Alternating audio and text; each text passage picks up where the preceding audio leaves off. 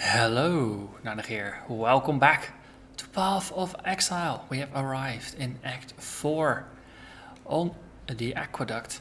And in between episodes, after defeating Dominus, I did indeed go back and I cleared the library and got some extra skill gems. And then I started looking at my list of skill gems that I've got in the description below this video. And I was wondering, where did I hide Righteous Fire? When am I supposed to find it? Shouldn't I have found it by now already? Because I'm quite certain it's not an Act 4 skill. Turns out you get it at level 16 in Act 2. Roughly at about the same time as the auras there. The Heralds. But you have to actually speak with the lady and ask her about it. So we could have been running around with the Righteous Fire on a Spell Totem for a while, but we haven't. So I rectified it. The build now contains a Righteous Fire Totem, and this is a lot of text. But basically the totem burns itself up for a percentage of its maximum life over time, and it's just gonna count down. And it only does that when there are monsters nearby. So let's do that. I also just took the opportunity to upgrade some gear, so we have a bit more life, we got a bit more armor, things like that. And we also are sporting now Purity of Fire, and I'll show you why. So this is Righteous Fire. Look at the health bar go, and then it's there and it's gone. So if we put on Righteous Fire and we cast the totem, then of course we need enemies. We always need enemies. So here, have a Righteous Fire. So it ticks down way slower. And now it has about a second left, or instead of 2 seconds, before it actually is gone. So Righteous Purity of Fire gives you and all your allies 26% additional fire resistance, as well as 1% maximum fire resistance, and over time both of those are gonna increase. Let's see. So if you combine this with all the other totems that we have our final setup, sort of, kind of. So the flame totem is out, and instead we now have a Righteous Fire on the Spell Totem. And because it burns itself up so quickly, I'm going with a less duration for now. So we just cut down the duration because we don't need it anyway, because it's not going to last for 9 seconds. It just simply won't. Instead we just get 10% more damage out of it. We have the Vile Summon Skeletons with some increased duration, just to level the increased duration, might be useful later on. The Totemation is still there, but we're not actively running it because Purity of Fire reserves 35% of our mana, Determination 50, so 85 in total means we can't cast our totems, so that's just not a go. Searing Bond is now all by itself here with Elemental Focus and increased burning damage, which, because it's a fire damage skill, benefits from the +1 we get from this scepter. Searing Bond now does 863 damage per second, which is rather significant. Purity Fire, Flammability, Vengeance, life gain on hit is still there, Leap Slam, Shockwave with added fire. So Shockwave is the least supported, but eventually it's going to go into our gloves. So as you see, now we're still running around with a relatively ragtag collection of gear. No, some 2 links, some 3 links, not even any 4 links. It's good enough for now. Now, as always, I'm gonna do a proper gear upgrade once we hit the mines. That's always a nice place to do that. You just venture a little bit into Calm's Dream or into a Doresso's Dream, just to get access to a slightly higher item level gear. And then after that, once we are decently geared up, we push forward and actually do the boss fights. A Righteous Fire, it does an insane amount of damage. If you compare, so we got this group, so if you put down a Searing Bond, well, it ticks down pretty quickly. You actually see the bar move. Wait. So let's see if we can find another pack of these guys and do a bit of comparative research.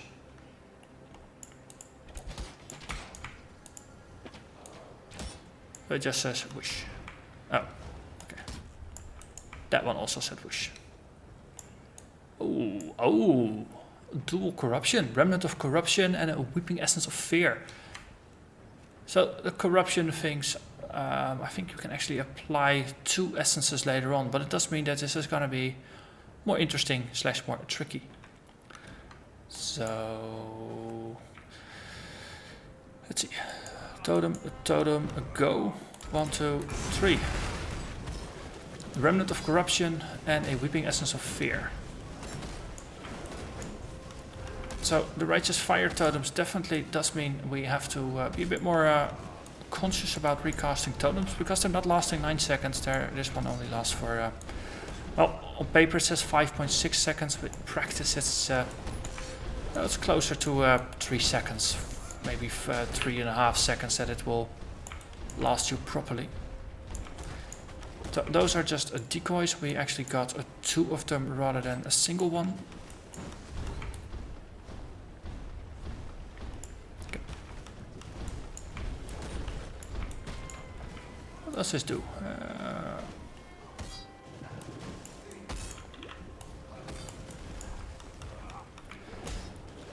So this is a rather mobile boss.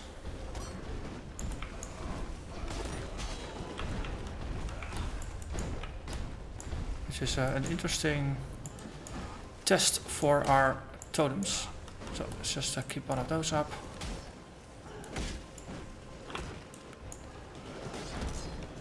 This guy has a ton of health, but no, we kill it. Corruption goes, and they turn into flesh monsters. Interesting.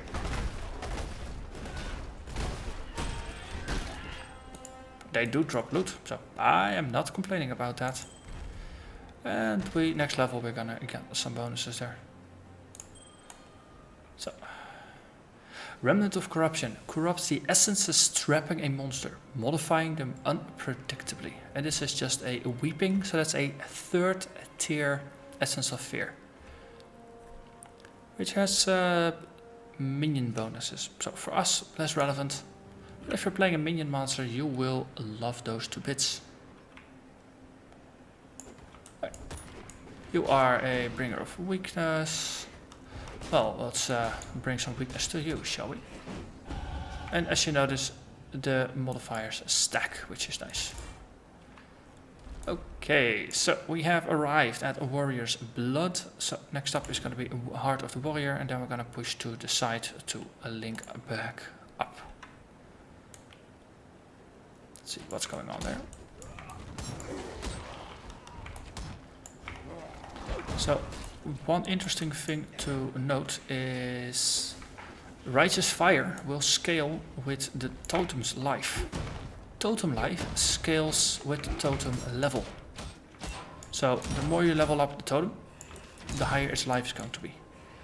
And the life that it's going to have will be, I think, comparable to a monster of the average level that requires it. So in this case it requires level 37, so the life is going to be on par with level 37 monsters, which is nice because I am level 37 but the area is only level 33, so it's going to be slightly, it's actually beneficial to be slightly over leveled here.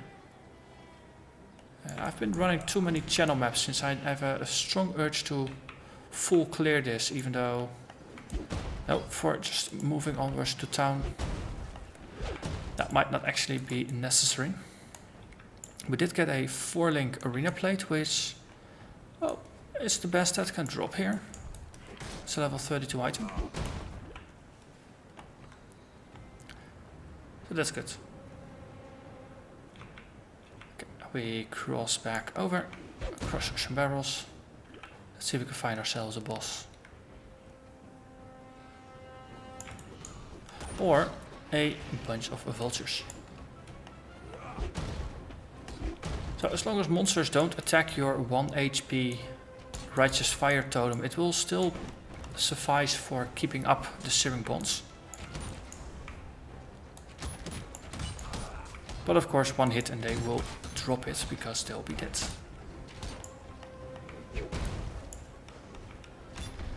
So the combo is a lot stronger with a decently leveled Shockwave that will also have the Empire's Grasp gloves in order to draw monsters in.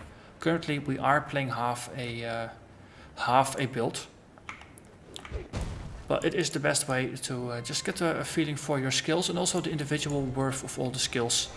If you're not playing the entire build as a complete set. Because then you, once you do complete all the pieces of the puzzle, you will appreciate it all. And you might actually discover some skill interactions that are more interesting if you have to actually rely on them. So yeah, you whoosh. That went rather well, right? Big chicken, really quickly gone. Grilled chicken. Now I'm hungry again. 1 and 2, and then we put the Searing Bond somewhere in the back, just as a bonus damage. 1, 2, and then what? I like that. Now we'll new skills means, of course, we'll be experimenting with different combinations.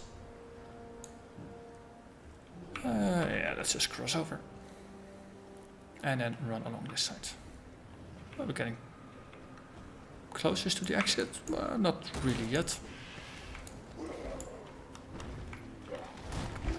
So this is what I meant with the Searing Bond being reasonably useful until they get hit. One hit and they were gone. So purple Spirit Walkers, things. Another 4-link arena plate. Interesting. An Artisan Totem.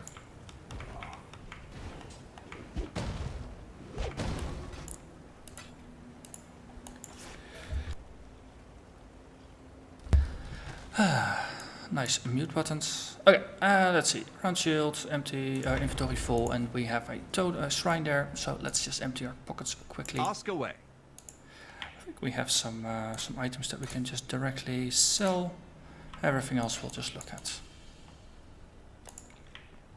I do like me some chromatic items. I think we'll keep this Remnant of Corruption with us, so we can just apply it to the next 3rd tier map that we find. Or not map, Essence Thingamajig. And I shouldn't have triggered yet, but we're not gonna go back to town. Wish. Got a last couple of you guys, yeah. Well, we didn't spend any currency on this, so that's it's always a win.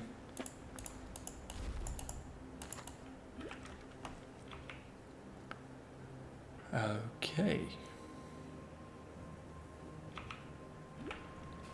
So, once we get to town, of course, we're gonna go into the Dried Lake, defeat a Vol, and get ourselves a Golem.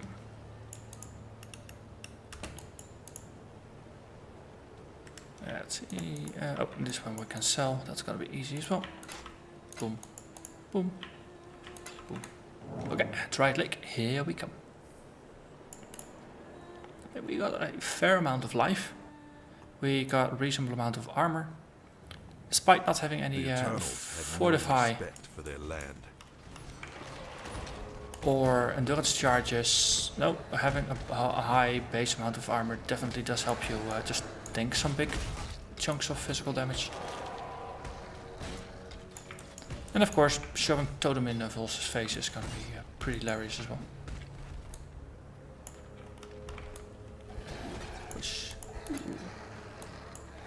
Okay, so these little kids will just shock Totem. 2 hits, they're gone.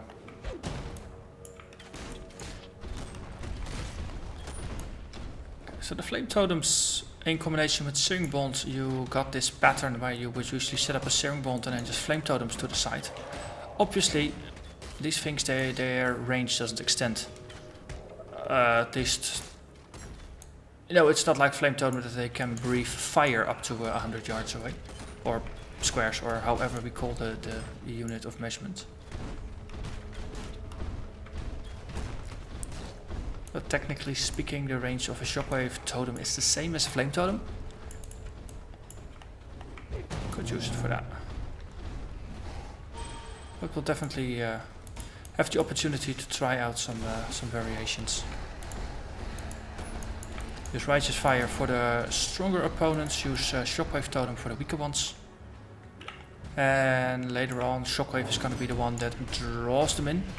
So if you put the Righteous Fire next to the Shockwave, yep, then of course it's just gonna burn mobs down that try to approach or that get sucked in. There is not really a choice on the side of the monsters.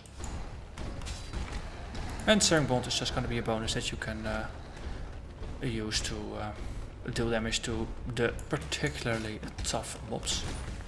Or stuff that's approaching, or that's ranged. Anyone that just deserves it. Really. You there. A moment of your time. Hello there, Forici.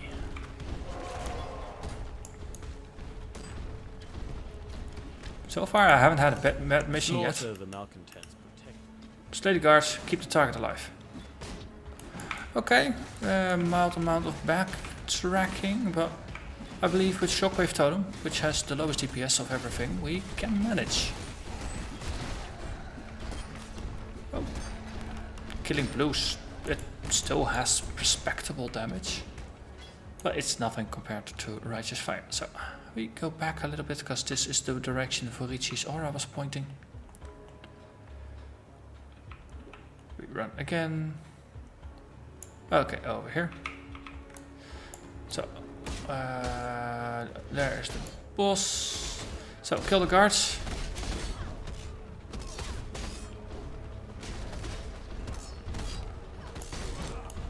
It's good that this is a ranged boss, actually. Excellent. That worked out rather well. Belt, Sapphire Ring. Maybe. Was it? Push on. So, we can go back to Forici and then we can move onwards to Vol. Have a little scuffle with Nightwane if we are lucky. And then I think this is going to be a just a episode that only does this. In the next episode we're actually going to push a bit further.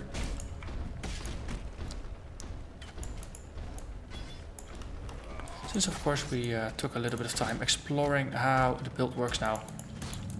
It's just a little bit less time for running actual content. No, I think I'm striking a decent balance between gameplay and build evolution.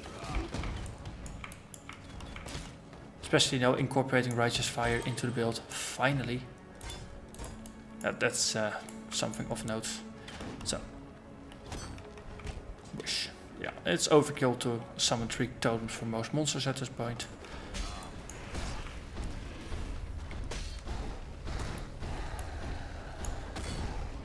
One, two. I'll grab this portal and then we just check if there's loot.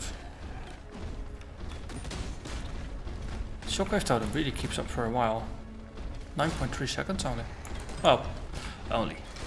In combat, seconds always feel like they last a lot longer than you normally think they do.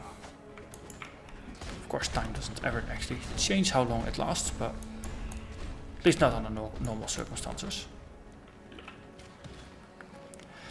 But yeah, perceived timing, and there is Essence over there, so we're gonna corrupt it.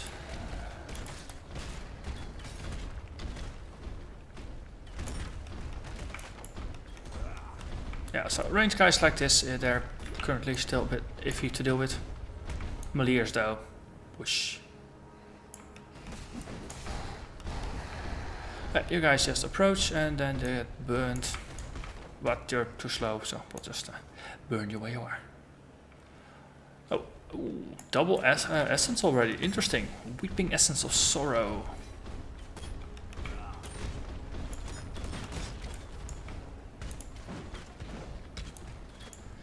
Let's see, that's the one with 3 lines, so that's tier 3.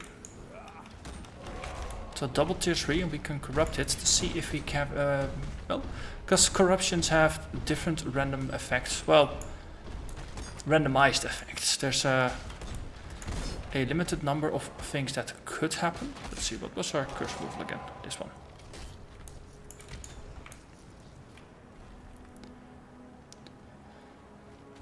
Okay, and I believe that is Vol's arena. So let's tread carefully here.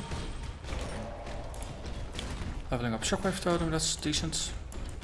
think went from 200 to nearly 240, so that's 20% increase in damage. Yeah, have totem. You have totem. And not totem. Okay. So let's do this. We corrupt it. See, it can upgrade, it can downgrade, and it could have some other effects. It might also add stuff.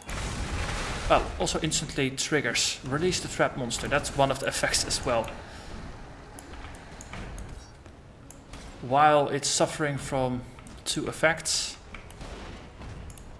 Interesting. I like this. Obviously, we want to drink our bismuth flask and just burn this to a cinder. To a crisp. Don't burn things to a cinder, you burn them to a crisp, do you? So why did we get 3 of them?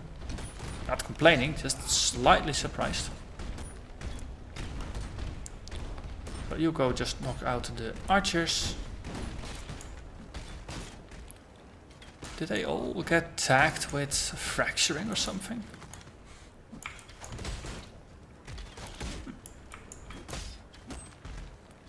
I believe we finally are getting a handle on this.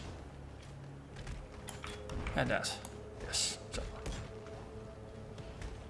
Haha. So for just mobile mobs, just a web of Searing Bonds.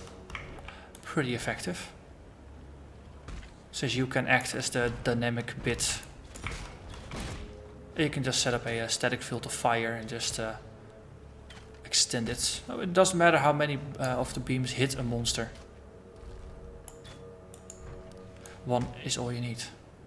Well, actually, technically 1 is all you get as well.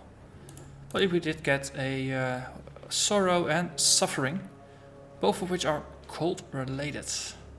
Funny enough. Okay, let's slay ourselves an emperor, shall we? Okay. So you smashed us for about 300 points of damage. Let's see. Just focus on the add-ons. Okay, so you all 3 totems. You have fun. Here. 1, 2, 3.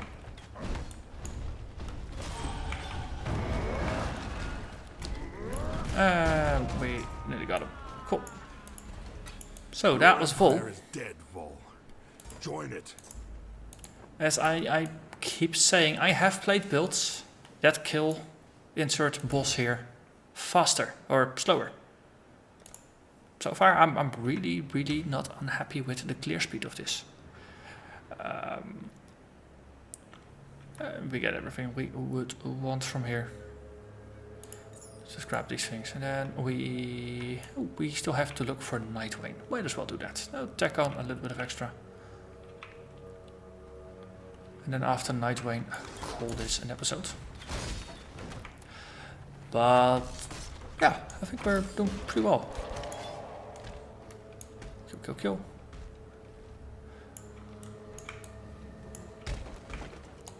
So we got ourselves a Righteous Fire Spell Totem, which obviously we're still learning how to use, but I think it works pretty well. And in terms of damage, I think especially against bosses like Vol that are not hyper mobile, they just I think it has already proven itself.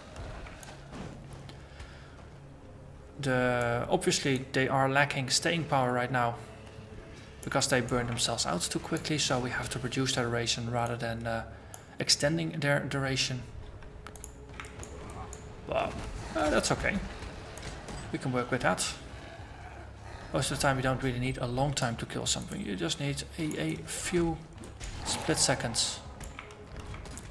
Because our damage output, well, it is pretty fine. And this gives us more opportunity to use the Shockwave Totem. We encountered our double essences and corrupted essences for the first time.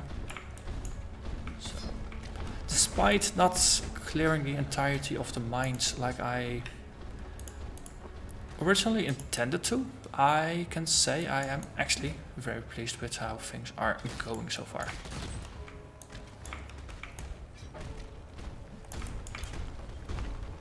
And it's actually nice that the league itself is providing interesting things like the corrupted boss fights, the double essence fights, things like that, that are worth just spending some time on to see how they work. And there we have Nightwing.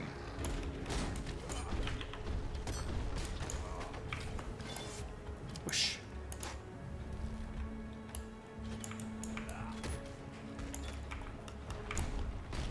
And you. And you. Ah, he was standing just outside of range. Well, that didn't help him though. Good. Good.